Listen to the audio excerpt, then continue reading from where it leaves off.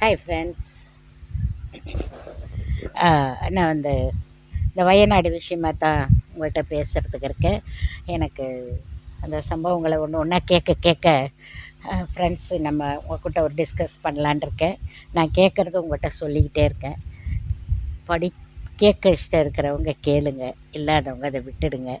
கோபப்படாதீங்க இதை பேசிகிட்டு இருக்கமேன்னு. ஏன்னா ஒரு ஊரே அழிஞ்சு போய் மக்கள் அங்கே கஷ்டப்பட்டுக்கிட்டு இருக்காங்க. நம்ம அவங்களுக்காக இதை கூட கேட்கவோ பார்க்கவோ கூட முடியாதுன்னா கஷ்டந்தான். அது இஷ்டம் இருக்கிறவங்க கேளுங்க, இல்லாதவங்க விட்டுடுங்க. அப்புறம் நான் இந்த கண்ணாடி போட்டுக்கிட்டு இதை போட்டுக்கிட்டுலாம் பேசுகிறேன்னு புதுசாக பார்க்குறவங்க யாரும் யோசிக்காதீங்க. எனக்கு கண் ஆப்ரேஷன், அதனால் இந்த கண்ணாடி போட்டிருக்கேன். நான் ஏற்கனவே சொல்லியிருக்கேன்.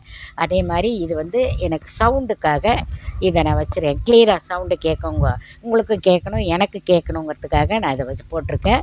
இதை அடிக்கடி நான் உங்கள்கிட்ட சொல்லிகிட்டே இருக்கேன். ஏன்னா புதுசாக வர்றவங்களுக்கு தெரியாது இல்லையா? அதனால் இவங்க பார் கண்ணாடி கிண்ணாடியும் போட்டுக்கிட்டு ஸ்டைலாக பேசுகிறாங்கன்னு யாரும் தவறாக நினச்சிடாதீங்க. அதுக்காக தான் இதை சொல்கிறேன். இந்த வயநாடு இதில் ஒரு சம்பவத்தை சொல்கிறேன். என்னென்னா இந்த ஒரு ஒரு ஒரு பையன் ஒரு பேர் என்னமோ போட்டிருந்தாங்க. அவன் மலையாளி தான் போல். அந்த பையன் துபாயில் ஏதோ வேலை செய்கிறானா. அந்த துபாயில் வேலை செஞ்சிகிட்டு இருக்கும்போது இந்த மாதிரி சம்பவம் அவங்களுக்கு மெசேஜ் போய், அவங்களுக்கு என்ன இப்போ இவங்களுக்கு இந்த ஊரில் இருக்கிறவங்களுக்கே இந்த விஷயம் தெரிஞ்சு யாருக்கு என்னன்னு தெரியவே 3 நாள் ஆச்சு. ஏன்னா கண்டுபிடிக்கிறதோ அவங்கள கான்வர்சேஷன் பார்க்குறதுக்கு, அவங்கள போய் பார்க்குறதுக்கே வழி இல்லை. பாலங்களெல்லாம் எல்லாம் உடஞ்சி போச்சுங்கிற மாதிரி தானே சொல்கிறாங்க. அதனால் 2 நாள் 3 நாள் கழித்து தான் அவங்களுக்கெல்லாம் இந்த விஷயம் தெரிஞ்சு அந்த பையன் வந்திருக்கானா. அந்த பையனோட அம்மா அப்பா, அவன் படித்தது வளர்ந்தது எல்லாம் அந்த ஊர் தான் போல இருக்குது. அந்த ஊரில் தான் ஸ்கூலில் இருக்குது போல இருக்குது. அம்மா அப்பா தங்கச்சி எல்லாம் இந்த ஊரில் இருக்காங்களாம். அந்த பையன் ஊர்லேருந்து இந்த விஷயத்தை கேள்விப்பட்டு அவனுக்கு டிக்கெட்டு கிடைக்கணும். இந்த மாதிரி எவ்வளோ பேர் வெளியூரில் இருப்பாங்க, எல்லாம் இருக்குல்ல அங்கே இருக்கிறவங்க, அந்த ஊரில் இருக்கிறவங்க எல்லாம். அதனால் அது எல்லாம் கிடச்சி பார்க்கும்போது பார்த்தா அது எப்படி இருக்குன்னா, இந்த மலை இது இப்படி சரிவாக தானே இருக்கும். இப்போ இந்த மணல் அரிச்சிக்கிட்டு இப்படி சமமாக இருக்கா எல்லாம். அந்த ஊர் ஒன்று இவங்க இருந்ததோட ஐடென்டிஃபிகேஷனே அங்கே கிடையாதான். அப்படி இருக்கான் இது. அது அந்த சும்மா கீழ் பக்கத்தில் தான் எல்லாம் அப்படியே சரிவாக கொட்டி கிடக்கான். ஆனால் இந்த ஊருன்னு இருந்தாங்க பார்த்தீங்களா, அங்கெல்லாம் அப்படியே சமமாக இருந்த வீடெல்லாம் அப்படியே சரிவாக இருந்ததெல்லாம் சமமாக இருக்கான். எல்லாத்தையும் தான் கொண்டு போட்டு ரொப்பிடுச்சு இல்லை அது அந்த ஒரு வழியில் அதனால் இவங்களை அந்த பையன் பாவம் அப்படியே ரெயின் கோட்டை போட்டுட்டு அப்படியே பார்க்குது. என்னென்னா அந்த இருந்த ஊரும் இல்லை, அவங்க இருந்த வீடும் இல்லை, அம்மா இல்லை, அப்பா இல்லை, தங்கச்சி இல்லை, அவங்க படித்த ஸ்கூல் இல்லை. அந்த ஸ்கூலில் தான் அந்த பையன் படித்து வளர்ந்து வேலைக்காக வெளியூர் போயிருக்கான்.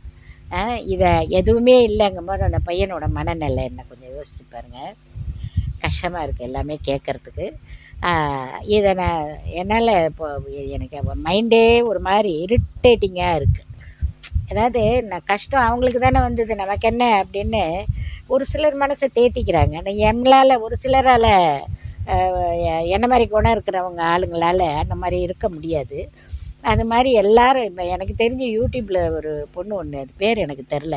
அந்த பொண்ணை நான் இப்போ அங்கே பார்த்தேன், அது பேசுது. அங்கே போய் ஹெல்ப் பண்ணுறதுக்கு போயிடுச்சு அந்த பொண்ணு.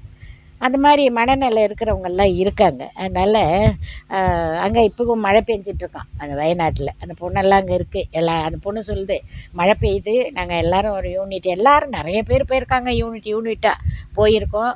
நாங்கள் எங்களுக்கெல்லாம் எந்த கஷ்டமும் வரக்கூடாதுன்னு. ஏன்னா திருப்பி இந்த மாதிரி மலை சரிவு வராது ஒரு பக்கம் வேறு பக்கம் அப்படின்லாம் சொல்ல முடியாது இல்லையா?